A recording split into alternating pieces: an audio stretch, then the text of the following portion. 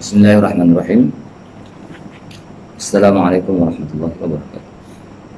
Alhamdulillahirabbil alamin wassalatu wassalamu ala asyrofil anbiya'i wal mursalin wa ala alihi washabbihi ajma'in. Alhamdulillah.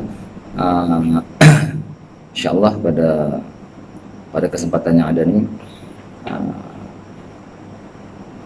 kita akan menjawab beberapa persoalan yang bersangkut paut dengan wanita. Jadi saya akan mulakan dengan soalan yang berkisar tentang wudu. Soalan berbentuk apakah hukum kesan makeup pada muka perempuan ketika berwudu? Makeup yang selalu perempuan pakai apabila hendak berwudu, apa hukumnya bersangkut paut ketika berwudu? Jadi sebagaimana yang maklum bagi kita bahawa apabila seseorang tadi berwudu, jangan ada sesuatu yang menegah air sampai kepada anggota wudu. Itu syarat berwudu. Jadi bermakna jikalau kesan makeup tersebut mempunyai jirim, ada benda dia. Ada benda dia sekira-kira menegah air.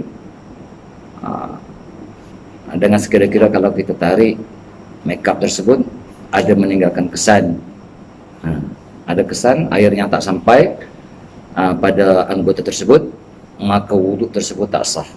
Wajib dihilangkan makeup itu terlebih dahulu. Itu. Dan jikalau makeup tu benda cair, minyak yang cair, maka harus berwudu di atas makeup tersebut tanpa membuang makeup itu terlebih dahulu. Itu hukum bagi kesan makeup pada muka perempuan ketika berwudu. Gincu contoh dia, celak yang tebal, ataupun bedak di muka yang ada jirim, yang ni kita kena perhati. Kalau benda tadi cair, umpama minyak disapung. Begitu juga kesan-kesan ubat, ubat umpama balsam yang kita sapu di tangan ada meninggalkan kesan jirim, bila kita berwudu wajib buang terlebih dahulu. Okey, itu soalan yang pertama. Dan soalan yang kedua, bagaimanakah cara berwudu orang yang istihadah? Istihadah maklum bagi kita, iaitu darah yang keluar lain daripada masa haid, lain daripada masa nifas. Bermakna perempuan yang istihadah wajib atas dia sembahyang, dan dia dinamakan dengan orang yang daimul hadas, orang yang berkekalan hadas. Jadi macam mana cara dia berwudu, macam mana cara dia nak sembahyang? Kita bicara masalah wudu orang daimul hadas, perempuan yang istihadah, iaitu yang pertama sekali, hendaklah perempuan tersebut menunggu masuk waktu. Tunggu masuk waktu terlebih dahulu, baru boleh dia melakukan wudu. Kenapa sebelum waktu tak boleh?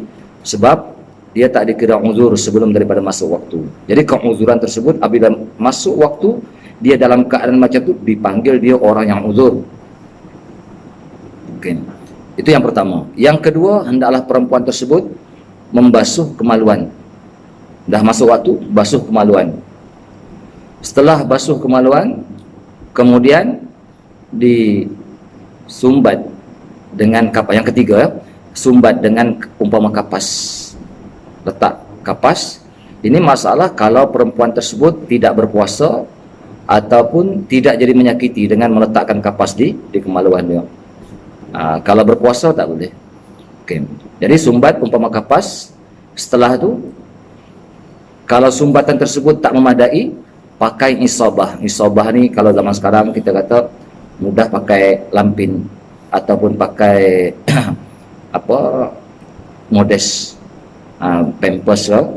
Pakai isabah jika tak memadai dengan sumbatan tersebut. Setelah pakai isabah, pakai pampers dia, baru perempuan tersebut berwudu. Lepas daripada berwudu, hendaklah ia bersegera dengan sembahyang. dan diharuskan benda yang bersangkut paut dengan sembahyang, mana diharuskan terlambat sembahyang tersebut jikalau benda tersebut bersangkut paut dengan maslahat sembahyang, seperti menutup aurat, mencari pakaian, menutup aurat, menghadap kiblat, menunggu imam untuk sembahyang berjamaah. Diharuskan perempuan tersebut menunggu, dan dimaafkan ketika itu jikalau darah tersebut keluar dalam keadaan beradat seperti mana biasa, sikit. Adapun jikalau keluar menyalahi adat, umpama dia keluar banyak sekaligus ketika dia dalam keadaan setelah berwudu, batal wudu dia. Okay. Dan wajib dibuka balik. Okay. Setelah sembahyang diharuskan cara berwudu macam cara berwudu orang daimul hadas tadi, diharuskan hanya satu fardu sahaja, dan beberapa sunat. Sunat banyak mana sembahyang sunat nak dia lakukan, terserah. Jadi bila nak melakukan ibadat fardu, wajib dia lakukan sebagaimana yang disebutkan daripada mula tadi. Kena tunggu masuk waktu, kena cuci kemaluan, kena letak kapas, kena pakai isabah ataupun pampers dia, lepas tu baru sembahyang. Jadi satu fardu dan beberapa sunat. Jadi bagi orang perempuan yang hendak sembahyang jamak, ya, bila sembahyang jamak mesti lepas daripada sembahyang yang pertama, hendaklah dia membuka balik apa yang dia pakai, dan dia kena basuh, kena letak kapas, dan dia kena pakai isabah, pakai pampers dia, kemudian baru sembahyang yang kedua.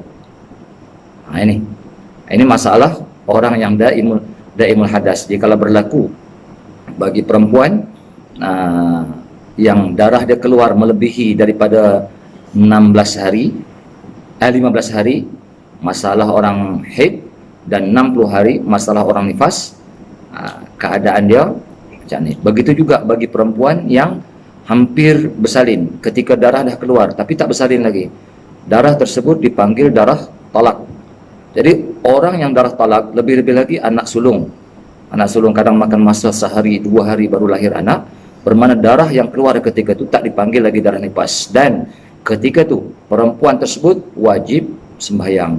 Apabila dia hendak melakukan sembahyang, hendaklah dia melakukan sebagaimana kaedah yang disebutkan tadi. Wallahu a'lam.